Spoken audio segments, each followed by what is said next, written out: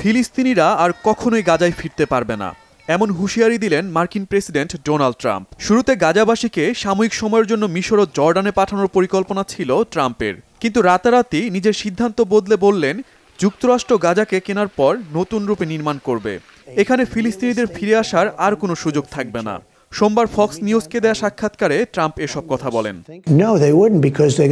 আমরা গাজাকে কেনার পর নতুন রূপে সাজাবো, নিরাপদ শহরে পরিণত করব, কিন্তু ফিলিস্তিনিদের ফিরে আসার সুযোগ থাকবে না।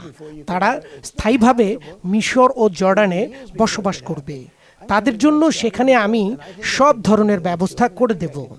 মিশর ও জর্ডান সরকারের সাথে একটি ডিল করব, যাতে ফিলিস্তিনিরা ভালো সুযোগ সুবিধা পায়। ট্রাম্পের গাজা দখলের পর ফিলিস্তিনিদের জর্ডান ও মিশরে পাঠানোর পরিকল্পনা নাকচ করে দিয়েছে আরব দেশগুলো। আরবরা ফিলিস্তিনিকে পূর্ণ সমর্থন দিতে চায়। যুক্তরাষ্ট্র সফরে মিশরের পররাষ্ট্রমন্ত্রী বদর আবদেলাতিত এমনটি জানান। ট্রাম্পের গাজা দখলের পরিকল্পনাকে কেলেঙ্কারি হিসেবে আখ্যা দিয়েছেন জার্মান চ্যান্সেলর ওলাফ শলস। এদিকে ইসরায়েলের বিরুদ্ধে যুদ্ধবিরতি চুক্তি লঙ্ঘনের অভিযোগ এনে জিম্মি মুক্তি স্থগিত করেছে ফিলিস্তিনি স্বাধীনতাকামী সংগঠন হামাস। গাজায় যুদ্ধবিরতি চুক্তি শুরু হওয়ার পর 5টি ধাপে 566 ফিলিস্তিনি ও 16 ইসরায়েলিকে মুক্তি দিয়েছে উভয় পক্ষ।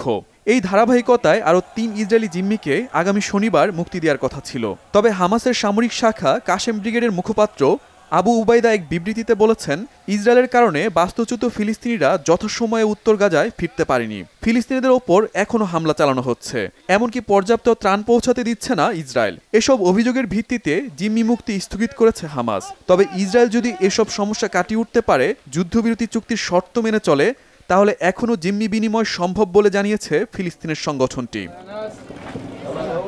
গাজা দখলের পরিকল্পনায় থেমে নেই ট্রাম্প। শনিবারের মধ্যে হামাস ইসরায়েলি জিম্মিদের মুক্তি না দিলে যুদ্ধবিরতি চুক্তি বাতিল করে দেওয়ার হুমকি দিয়েছেন মার্কিন প্রেসিডেন্ট। হামাসের যুদ্ধবিরতি চুক্তি স্থগিত করার পর পাল্টা পদক্ষেপ হিসেবে ট্রাম্প এই হুঁশিয়ারি দিলেন।